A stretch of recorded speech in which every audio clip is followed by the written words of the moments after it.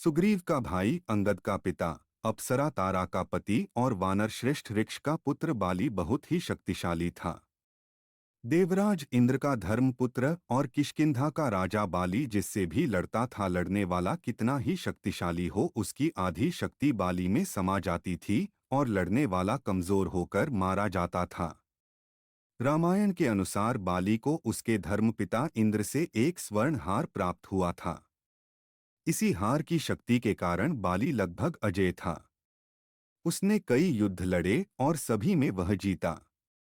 इस स्वर्ण हार को ब्रह्मा ने मंत्रयुक्त करके यह वरदान दिया था कि इसको पहनकर बाली जब भी रणभूमि में अपने शत्रु का सामना करेगा तो उसके शत्रु की आधी शक्ति क्षीण हो जाएगी और यह आधी शक्ति बाली को प्राप्त हो जाएगी।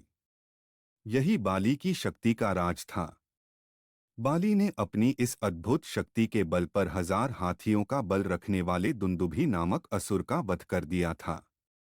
दुंदुभी के बाद बाली ने उसके भाई मायावी का भी एक गुफा में वध कर दिया था। रावण ने बाली की शक्ति के चर्चे सुनकर उससे युद्ध करने की ठानी, लेकिन बाली ने रावण को अपनी कांख में 6 माह तक दबाए रखा था।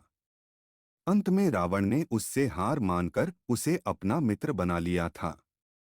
प्राचीन कथाओं के अनुसार हनुमान और महाबली बाली के सामने की हमें एक कथा मिलती है। बाली को अपने धर्मपिता इंद्र से मिले स्वर्णहार का घमंड था कि जिसकी वजह से उसे विश्व में कोई हरा नहीं सकता या कोई भी उसका सामना नहीं कर सकता, क्योंकि स्वर्णहार की वजह से सामने वाले दुश्मन की आधी शक्तियां उसके पास आ जाएगी। एक दिन की बात है, राम भक्त हनुमान वन में तपस्या कर रहे थे। उस दौरान अपनी ताकत के नशे में चूर बाली लोगों को धमकाता हुआ वन में पहुंचा और चिल्लाने लगा कि कौन है जो मुझे हरा सकता है, जो मुझसे मुकाबला करे। हनुमान जी उसी वन में राम नाम जप से तपस्या कर रहे थे। बाली के चिल्लाने से उनकी तपस्या में विघ्न हो रहा था। उन्होंने बाली से कहा, वानर राज आप अति बलशाली हैं, आपको कोई नहीं हरा सकता, लेकिन आप इस तरह चिल्ला क्यों रहे हैं? यह सुनकर बाली भड़क गया। उसने हनुमान जी को चुनौती थी और यहाँ तक कहा कि रे वानर, तू जिसकी भक्ति करता है मैं उसे भी हारा सकता हूँ। प्रभु श्री राम का मजाक उड़ता देख हनुमान को क्रोध आ गया, क्योंकि हनुमान जी अगर उनका कोई मजाक उड़ाते तो उसे क्षमा कर देते, लेकिन प्रभु श्री राम की अवहेलना वो कभी भी सह नहीं पाते हैं और उसी कारण उन्होंने बाली की चुनौती स्वीकार कर ली। तय हुआ कि अगले दिन सूर्योदय होते ही दोनों के बीच दंगल होगा। अगले दिन हनुमान तैयार होकर दंगल के लिए निकले ही थे कि ब्रह्मा जी उनके समक्ष प्रकट हुए। उन्होंने हनुमान को समझाने की कोशिश की कि वे बाली की चुनौती स्वीकार न करे, लेकिन हनुमान जी ने कहा कि उसने मेरे प्रभु श्री राम को चुनौती दी है। ऐसे में अब यदि मैं उसकी चुनौती को अस्वीकार कर दूंगा तो दुनिया क्या समझेगी, इसलिए उसे तो सबक सिखाना ही होगा। यह सुनकर ब्रह्मा जी ने कहा, ठीक है, आप दंगल के लिए जाओ, लेकिन अपनी शक्ति का 10वां हिस्सा ही लेकर जाओ, शेष अपने आराध्य के चरण में समर्पित कर दो। दंगल से लौटकर यह शक्ति फिर हासिल कर लेना। यह सुनकर हनुमान जी मान गए और अपनी कुल शक्ति का 10वां हिस्सा लेकर बाली से दंगल करने के लिए चल पड़े। दंगल के मैदान में हनुमान जी ने जैसे ही बाली के सामने अपना कदम रखा, ब्रह्मा जी के वरदान के अनुसार हनुमान जी की शक्ति का आधा हिस्सा बाली के शरीर में समाने लगा। इससे बाली के शरीर में उसे अपार शक्ति का एहसास होने लगा।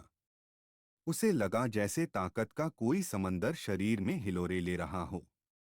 चंद पलों के बाद बाली को लगने लगा मानो उसके शरीर की नसें फटने वाली है और रक्त बाहर निकलने ही वाला है।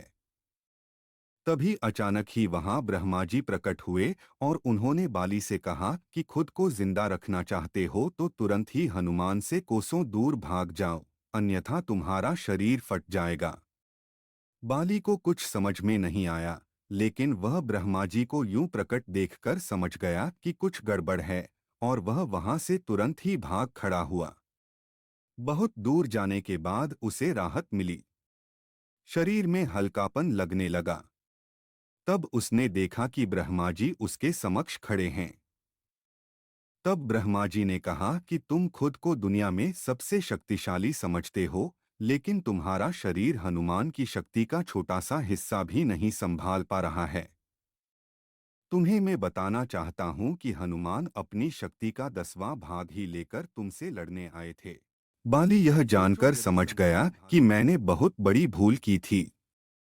बाद में बाली ने हनुमान जी को दंडवत प्रणाम किया और बोला, अथाह बल होते हुए भी हनुमान जी शांत रहते हैं और राम भजन गाते रहते हैं, और एक मैं हूँ जो उनके एक बाल के बराबर भी नहीं हूँ और उनको ललकार रहा था।